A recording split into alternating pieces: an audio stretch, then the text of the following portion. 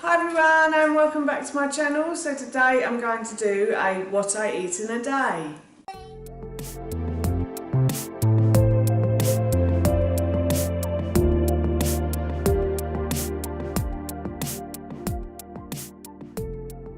So this morning I thought I would do my chocolate cherry porridge for you all and for me and Ted. So so last night I soaked the oats in the brown rice milk overnight. Now I do this because I find the porridge oats easier to digest. They are gluten-free porridge oats, but I find if I eat them just cooked in the morning with a bit of milk on, I seem to get a bit tired when I eat them. So basically I have just soaked them overnight because it helps with the digestive enzymes in the porridge. And to that I'm going to add some cashew nut butter. So I've put that in already, and I've added some coconut oil, and I've added some chia seeds, and I've added a bit of raw cacao powder as well. And I'm also going to add, when I put it in the pan, a banana and some cherries, and then I'm just going to heat it through, and I'm going to serve it with some honey. This recipe I'm going to try and get on my blog on Friday, so I will link it down below in the description box if I manage to do that. So I'm just going to make the porridge and then I'll show you what it looks like at the end.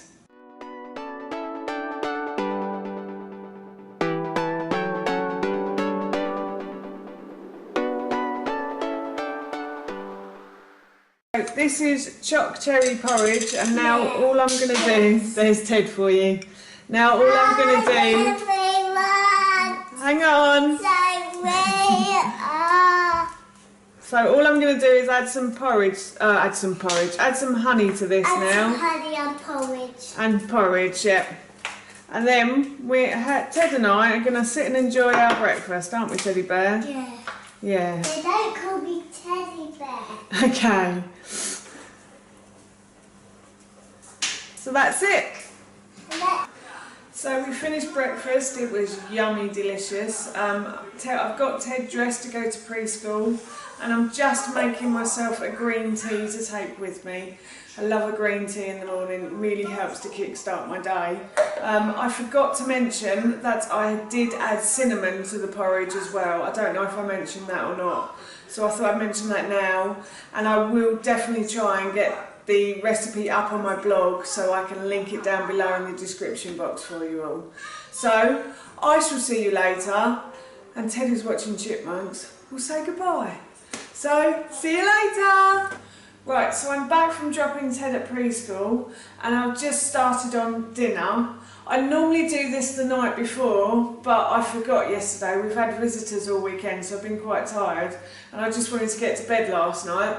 And as I was lying in bed, I realised that actually I needed to do the dinner. But anyway, I've done it this morning, so it's worked out a bit better for this video. So we are having spicy mackerel pasta for dinner tonight.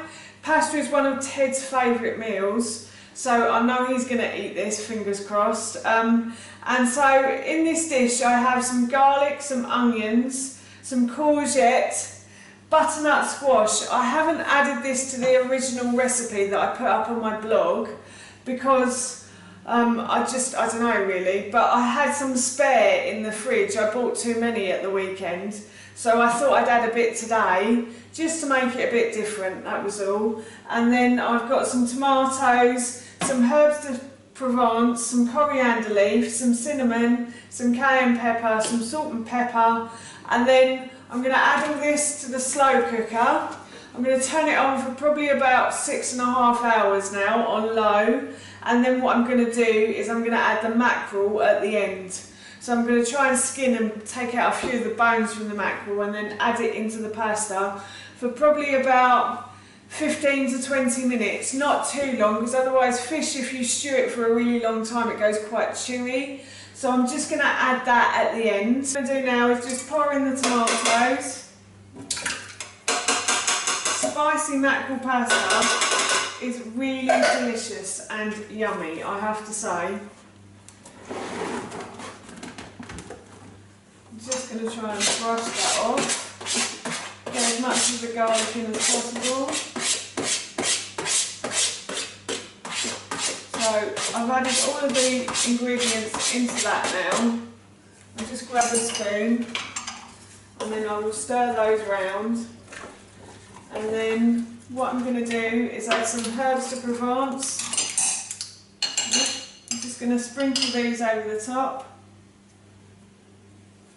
I normally use coriander leaf, like just the coriander that you get in the supermarket, not the dried stuff, but the stuff from the fresh department. But I forgot to buy it, so I'm just using coriander leaf on today.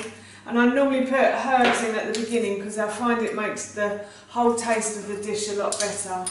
And then I've got just a 1/4 teaspoon of cayenne pepper. I don't like, you can use as much or as little as you like.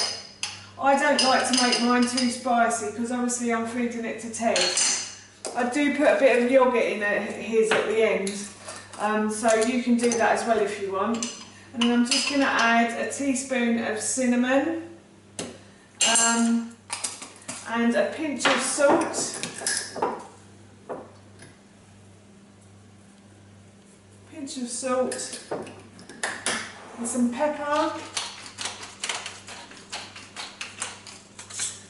Give it a stir again.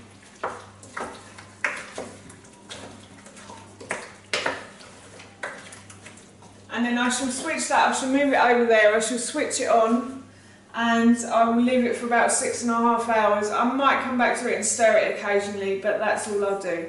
So that's my dinner done.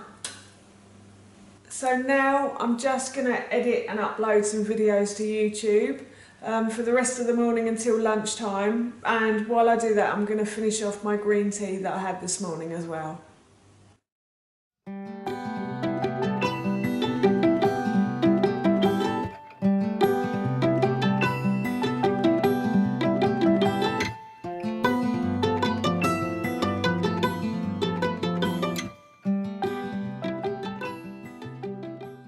Doing some editing on some videos for my YouTube channel and I finished that cup of tea ages ago. It's now about 1:25 and I'm starving, so I thought I'd make myself a little chicken omelette.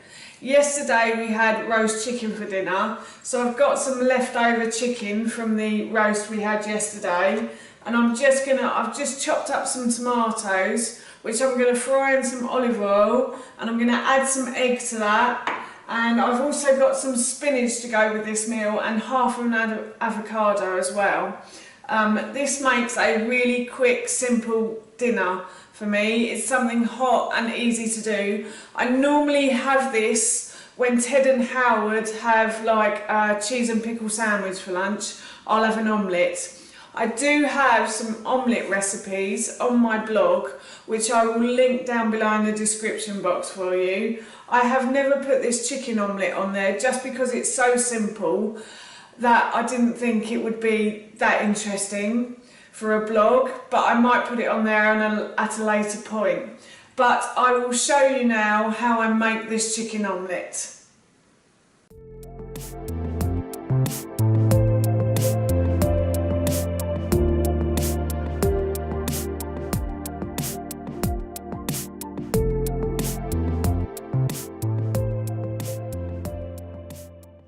So this is my lunch. This is a chicken and tomato omelette with spinach, with fried off spinach and half an avocado.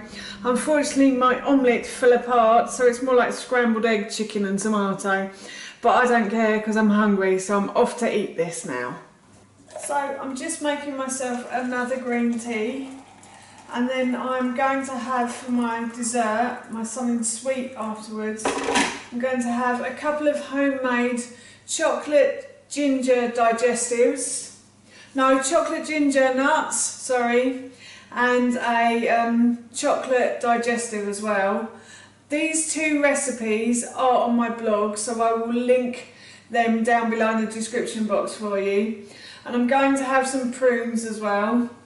Then I've got to put on the dishwasher, put on the washing, and then I'm going to go back and do some editing before I have to go and pick up Ted this afternoon.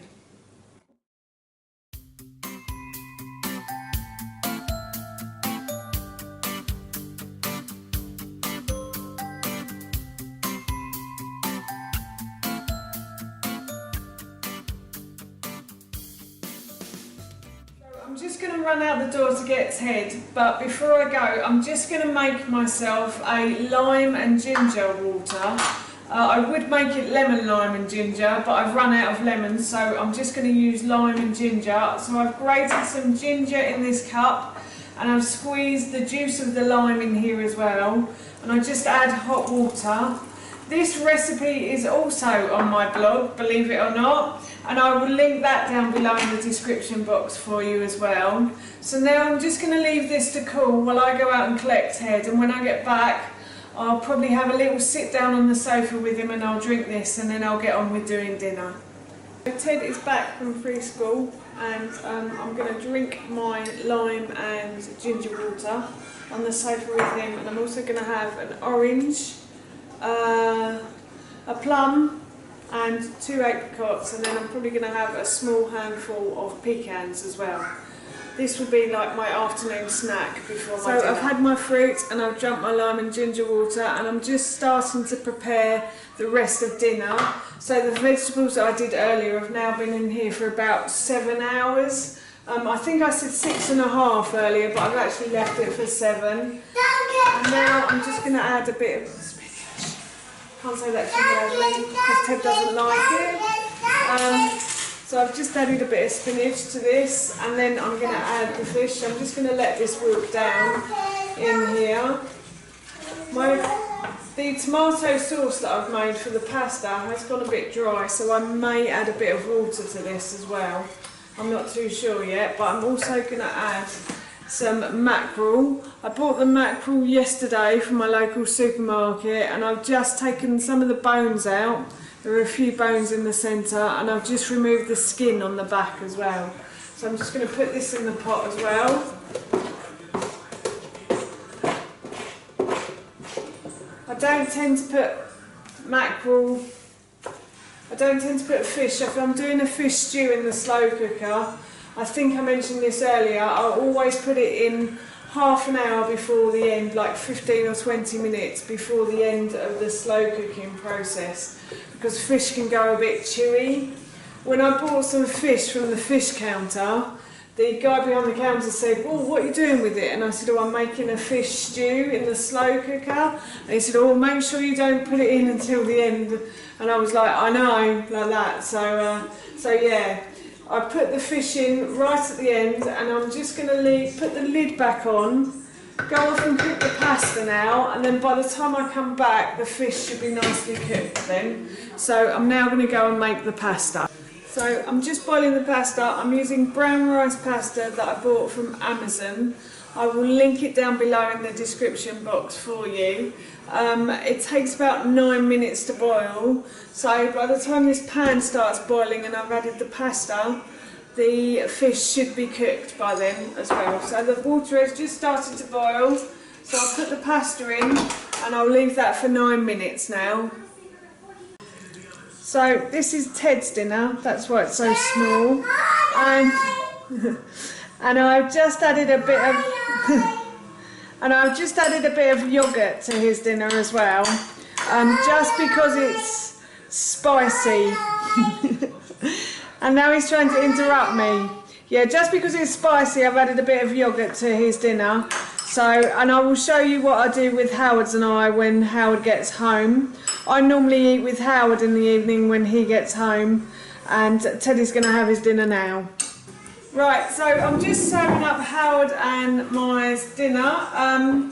We are having the same as Ted is having. So what I've done is I've boiled the pasta and I have put it into the big dish from the slow cooker, and I'm just stirring it round. I've taken the dish out of the crock pot, out of the slow cooker, and I'm just stirring it round, and then I'm going to add it to the bowls. So that is Howard and I's dinner, and I've also got 2 boxes here, one without pasta because that's going to be Ted and mine's lunch tomorrow, and this one is for Howard, and this is going to have pasta in it, so this will be his lunch tomorrow. So this is my spicy mackerel pasta, and I will link the recipe in the description box below for you. For dessert, I'm just going to have some frozen mango. We buy these mango chunks from the frozen section in Sainsbury's in bags. They're about £2 each. and I find this the really easy way to have mango. You don't have to chop or slice it or anything like that, and it's really yummy frozen as well because it brings out all the flavour in the mango. And then I'm also having a peppermint and licorice tea as well. So that's me done with food for today.